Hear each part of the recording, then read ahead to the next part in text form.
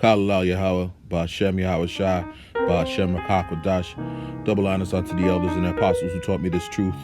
This is your brother Dawad, the real brother beloved, and this is only for the elect. Only for the elect. The reason you came around is because you thought we had the truth and that we was men of the Lord. They would have shot me if I was running through their goddamn neighborhood. Say it again, bro. Hell motherfucking no, they would have shot a goddamn person. Say it again, bro. Say it again, bro. I said, you think they would have shot me if I was running through their goddamn neighborhood? Well, I'm gonna give them an opportunity. There it is.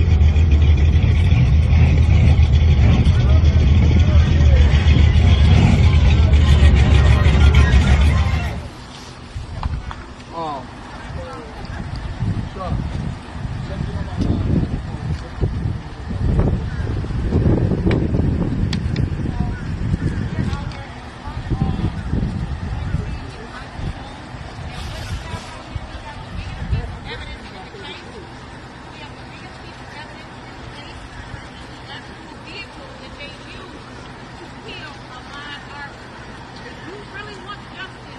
Why would you not check every piece of evidence, every probable cause, and last but not least, why?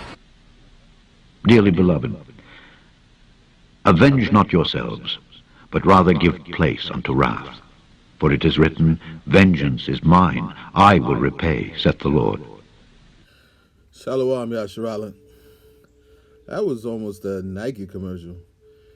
I don't know. If they thought you were a threat, they would have come down the street out. Next week on Jake being delusional. Woo, woo, woo. I'm insane. Okay, so now that more facts, or should I say agreed upon details are in, speaking on the assassination of this young man in Georgia, this thing is looking more and more like a Psyops. For those not in the know, a Psyops is simply short for a psychological operation.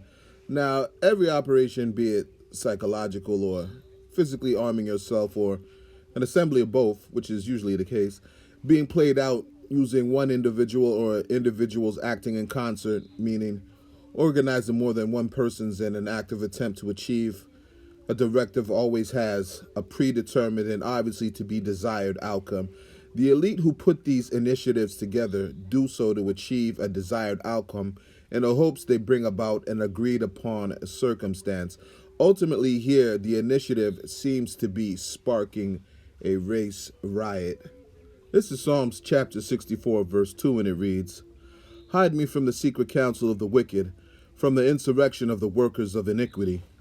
Insurrection meaning rage, biblically speaking of a tumultuous crowd, an excited and disorderly gathering. A good example is slavers in the early days of slavery getting together for a lynching party.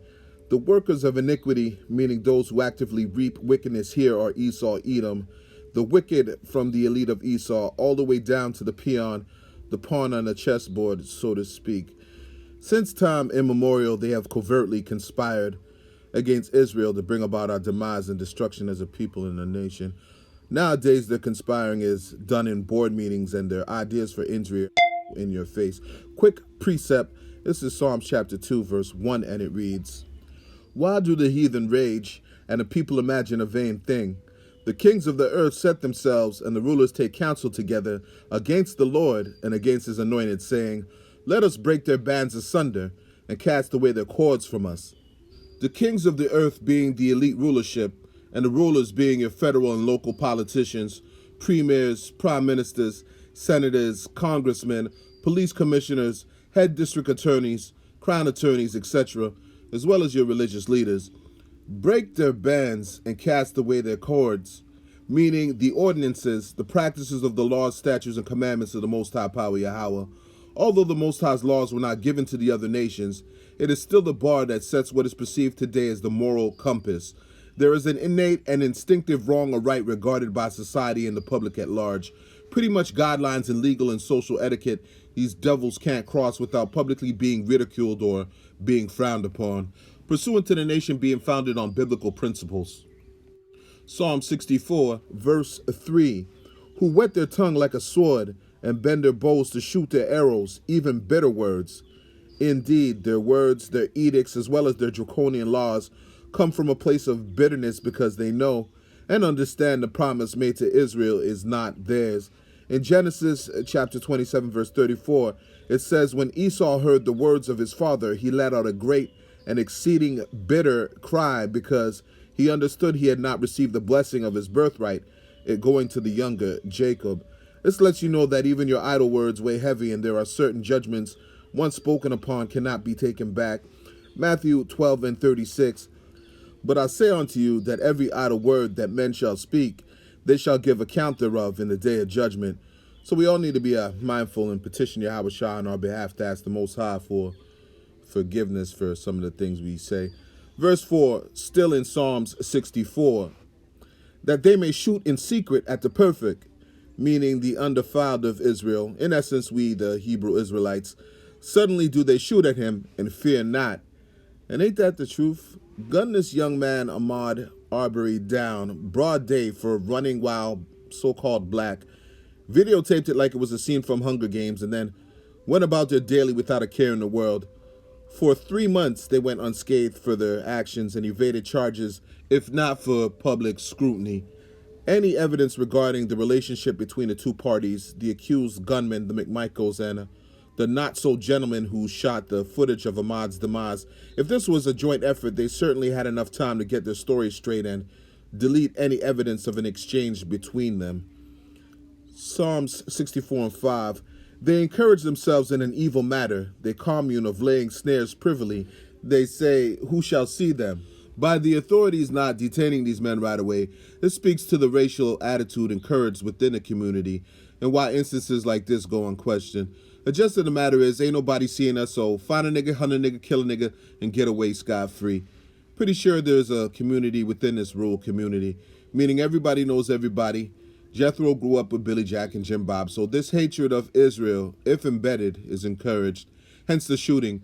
I mean, you don't see a so-called person of color, without a weapon or any proceeds from a crime running, and your first instinct is to shoot him unless you're fueled by hatred. Sick, dumb, or retarded. For the record, the owner of the property in which they allege Ahmaud may or may not have been rummaging through did not know the McMichaels and stated they did not or do not condone their actions. But Officer Bob definitely knew Officer George. I'm sure said police department that neglected to arrest these men all come from a long line of slave trade and shit kickers. And because Peter knows Paul and Peter screws Mary, the attitude is, who's gonna question us when we break the law or take it into our own hands? No matter the scenario, this is usually the modus operandi, meaning the way the elite of Esau, his elected and hired officials operate.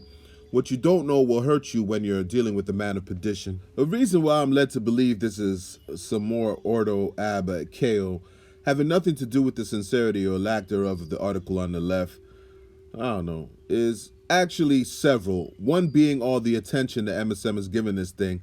Contrary to popular belief, incidents like this happen more often than you think, and when there is this amount of airtime dedicated to gross misconduct and an overall derelict of duty such as this, the actual pointing the finger of wrongdoing at those who rule over you, somebody has thought it prudent for you to take notice, especially while there is an all-out initiative being conducted clearly to indoctrinate you so that you willingly forego your constitutional rights, not to mention all God-given senses, by allowing the people you think you've chosen to represent you craft legislation that says they have the right to limit the means you choose to protect yourself, and let's not forget kidnap you and ultimately stick and chip you because somebody eats bat soup.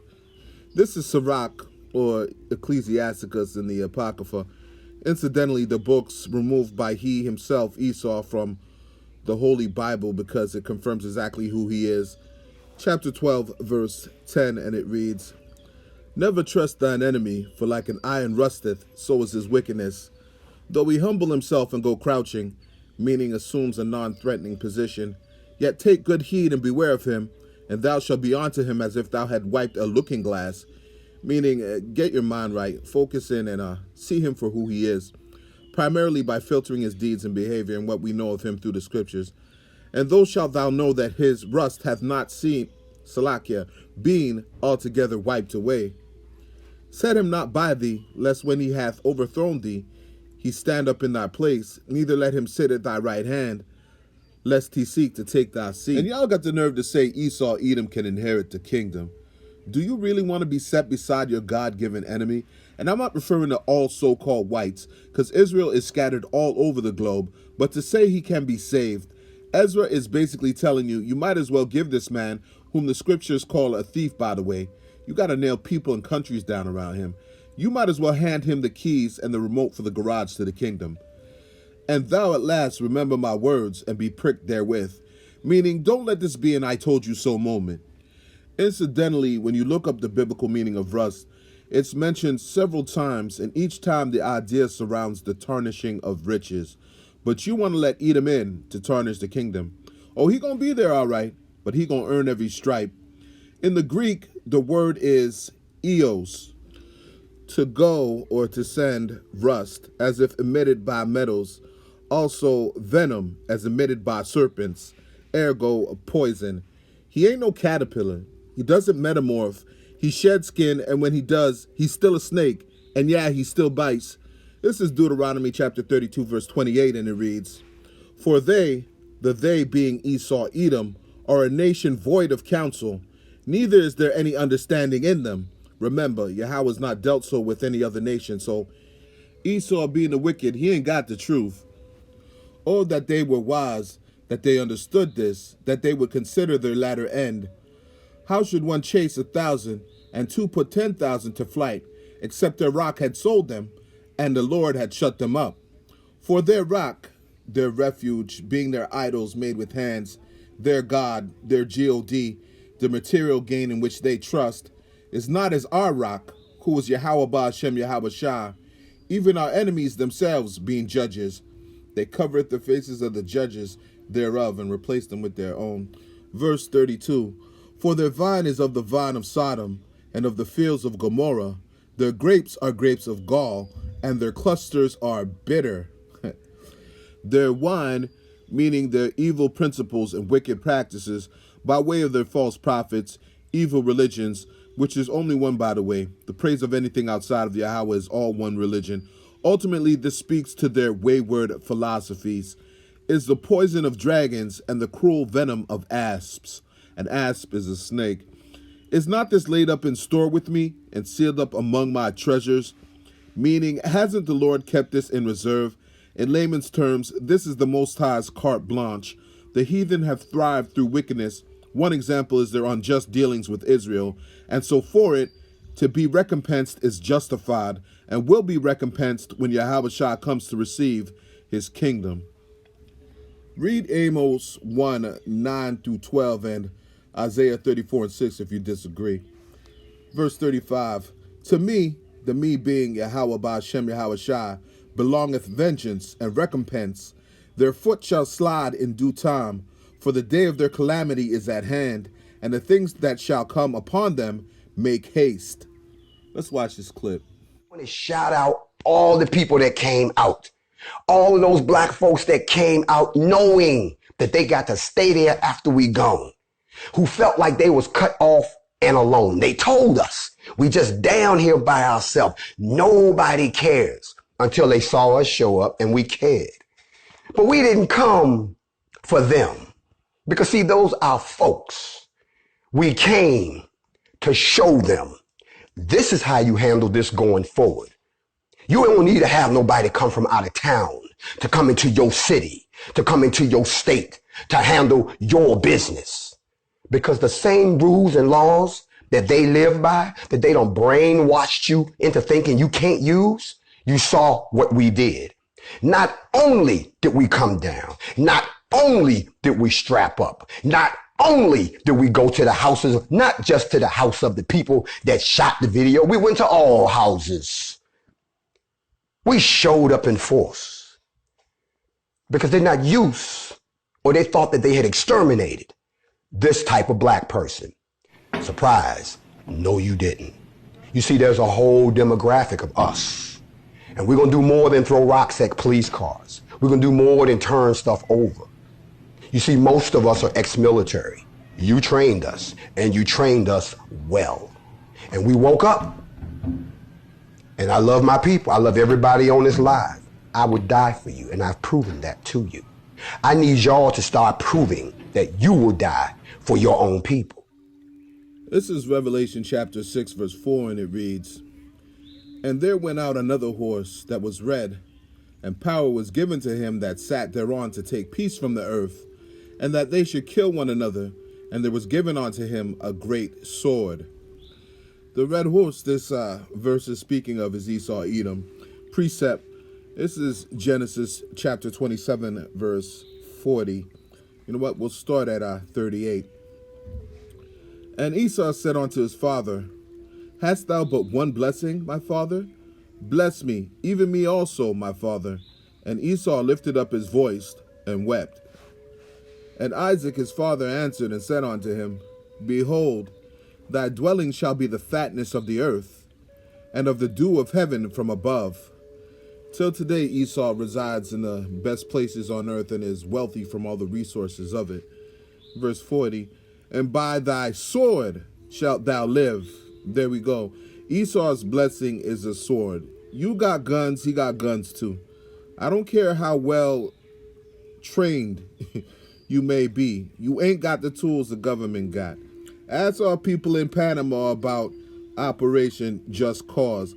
Thousands of so-called black Panamanians, including its state military, were systematically targeted, hunted down, and assassinated. Those left alive to witness have gone on record stating the United States tested experimental lasers and other sophisticated weaponry on the ethnic Panamanians during the invasion. Citizens as well as military personnel were found melted with guns still in hand. Automobiles were observed being cut in half by what is being described as a futuristic laser. So tell me again how much fear you can strike into Esau's heart. Him and his great sword. This nigga got sidearms at his disposal.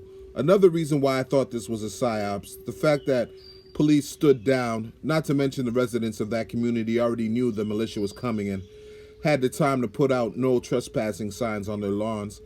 Something don't smell right. Continuing on in Genesis, "And shalt serve thy brother, and it shall come to pass, when thou shalt have dominion, that thou shalt break his yoke from off thy neck." Essentially speaking of Esau reemerging out of the caves during the Renaissance era and consequently has ruled ever since. Verse 41, "And Esau hated Jacob because of the blessing wherewith his father blessed him. And Esau said in his heart, The days of mourning for my father are at hand. Then will I slay my brother Jacob." And that perpetual hatred exists today. No matter how much crouching he does, don't be fooled. What also didn't play right was the numbers. As I've said 250,000 times before, the devil likes to sign his handiwork. That's how you know it's courtesy of the devil. You know that game, Murder by Numbers, the rich dummies like to play. The numbers in the press didn't sit right, particularly the numbers surrounding his death, and as such are being used by those who wish to pay homage to Ahmaud Arbery in the running of 2.23 miles. Call it a coincidence, whatever that is, but this number keeps showing up as of late. 223 is 322, Skull and Bones, the elite brotherhood of death. 3 equals C and 22 is V. CV is COVID or Certificate of Vaccination ID, which is the main agenda being pushed right now. There is a brother from Chicago on YouTube who breaks down the elite's esoteric use in numbers, and he says if you want to know if there's an agenda being pushed or there is a psyops afoot, look for AR-15 in their articles, particularly in the headlines of their print media. Remember, mainstream media or corporate news all read from the same script, so him stating such, there is some validity to it. I chose a random MSM article and realized several other syndications wrote and read from the same press release. I'll bring up 2. This one is from NBC. Ahmaud Arbery, runners take laps. So there's the AR in Arbery. Runners take laps to honor Georgia jogger on his birthday. And skipping down in the fine print here, Arbery would have turned 26. 2 plus 6 equals 8. On Friday, he was shot and killed by two men on February 23rd in Georgia. So 2 plus 3, 23rd is 2 and 3 equals 5. 8 plus 2 plus 5, there's your 15. Woo-hoo. And here's another from CNN. When the months aren't abbreviated, from my understanding, you can use them in a count. I don't want to spend too much time on this thing. Let's move on. This is 1 Corinthians chapter 10, verse. We'll start at 3, and it reads, For that we walk in the flesh, we do not war after the flesh. For the weapons of our warfare are not carnal. No, our weapons are spiritual. Put on the armor of the Most High, pursuant to Ephesians 6 and 11 and on down. But mighty through the Heavenly Father to the pulling down of strongholds. In essence, strongholds meaning a fortified place, a rock or a fortress, also meaning as a covert of ambush, figuratively meaning a defensive argument. Those ideas of unbelief, pride, and hardness of heart against Yahweh Ba'Shem Yahweh Shah, against the gospel, against the Most High's grace, and in context here, his ability to do what you can't. Verse 5, casting down imaginations and every high thing that exalteth itself against the knowledge of the Most High power, and bringing into captivity every thought to the obedience of Yahweh Shai Hamashiach. This is not the time to pick up arms, Israel. This is the time to pick up your sword. The words of Yahweh Ba'Shem Yahweh Shah, spirited by Ha Rakah Quadash. In closing, the psyops being conducted here might very well be sparking a racial sedition amongst men, a means to take away your Second Amendment rights, or both. That's why they put a black face on it, so it would enrage not only the so-called black community, but law-abiding, tax-paying white citizens who vote.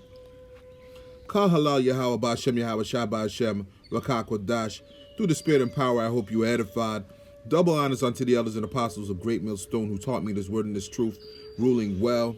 Salutations to the Akim on the highways and the hedges and doing these sit-downs worldwide, bringing out this truth, preaching and pushing this truth, feeding the flock in the hopes of sealing the elect of Israel. See Dick pick up a gun, see Dick get his whole bean knocked off. Defend yourself from bodily harm if you have to, Israel, but ultimately, don't be a dick. And don't take that chip. Shalom.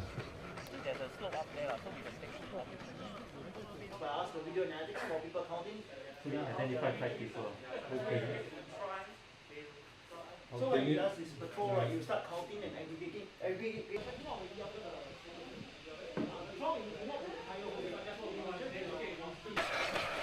How long before they put a mouth and some teeth on that thing?